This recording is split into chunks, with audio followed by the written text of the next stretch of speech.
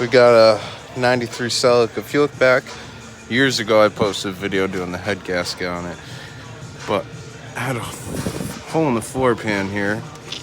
So I went ahead and stitched it up. Put a nice piece in there. Got some primer underneath. Sealant's up in there.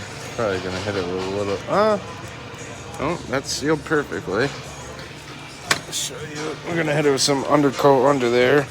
Rubberized undercoat.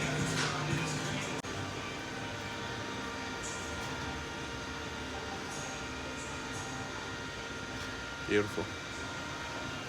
That's how you do it.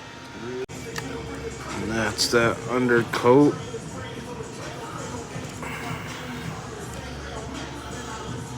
Better than the original. Yeah, right. I'm gonna probably have. I want to hit it with. Oh, dude, it looks such like a big gap, but all that is sandwiched It's all so good. sandwiched and seam sealed, double seam sealed, top, bottom.